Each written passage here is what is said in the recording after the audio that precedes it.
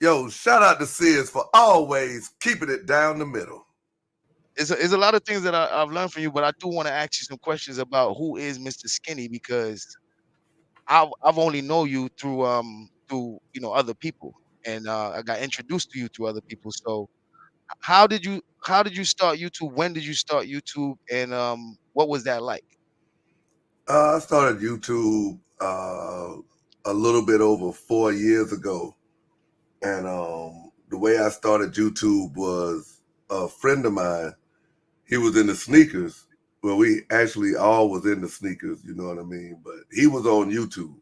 And he was like, hey, bruh, your collection fire. You need to get on YouTube. And I was like, man, shit, bro. I don't know nothing about that.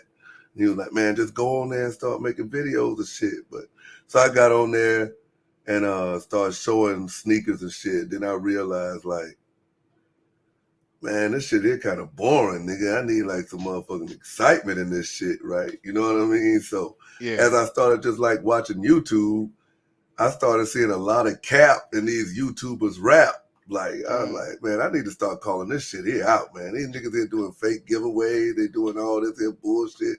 These niggas here wearing fake sneakers and shit. So I started doing that. And then, like, it led into like a kind of like a sneaker talk show where I discuss like all like the fake shit and I get special guests and shit like that. And it just went from there.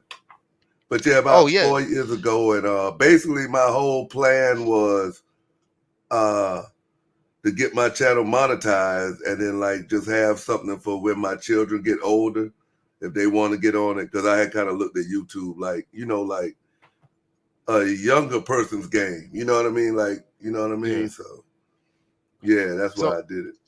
so you pretty much had a plan when you got into once you realized that everybody was pretty much capping. Yeah, once I realized everybody was capping, I was like, oh hell nah, like this is some fake shit. Know what I'm saying? So like I just started calling niggas out. And then you know how niggas do, they respond, yo, who the fuck is this nigga? Like, where the fuck this nigga here from? I just Mhm. flamed their ass up and niggas was like, yeah, man, we've been waiting for people to call these niggas out. And then like, my following just grew from there. And then like from there, um, I watched a whole lot of like other genres. So I was like, yo, this motherfucker Hassan Campbell say that, he got violated. So I Googled it and I was like, shit, where the fuck is the case at? It's Like a this good question. motherfucker's just on YouTube, just motherfucking talking about he been violated and he getting all these people talking about, oh, I feel sorry for you. And I'm like, this nigga don't even feel sorry for himself. Why he not taking this nigga to court? So I just started doing shit like that. And Umar Johnson, he taking up money, but he not producing no school. And Brother Polite, he dang on, like doing strange things with underage children. And it just Yeah. led into that. And then through all that, I actually thought Kwame was genuine. I was like, Hmm. oh shit, here go a motherfucker on here, man. This motherfucker, I was already in the sneakers. I'm like, yo, Right. this nigga here doing a shoe drive. I like shit. I'm a motherfucking fuck with that. Give that some motherfucking credibility and see if this shit here for real. And then that's where we at today.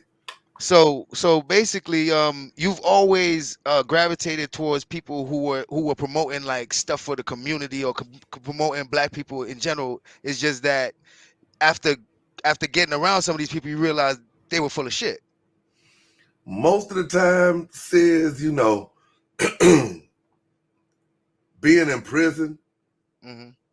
you surrounded by niggas with the best game to the motherfucking worst game. So you done heard like this YouTube shit is nothing. Like I hear niggas say, yeah, you know what I'm saying? I'm for the kids, I'm for the community and this and that. And I'm like, man, this motherfucker here just bullshit trying to get some donations and shit.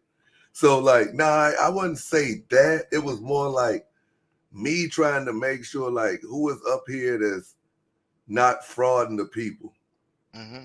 Cause I mean, like, obviously, if I gravitate to them, I want to make sure I'm not getting scammed.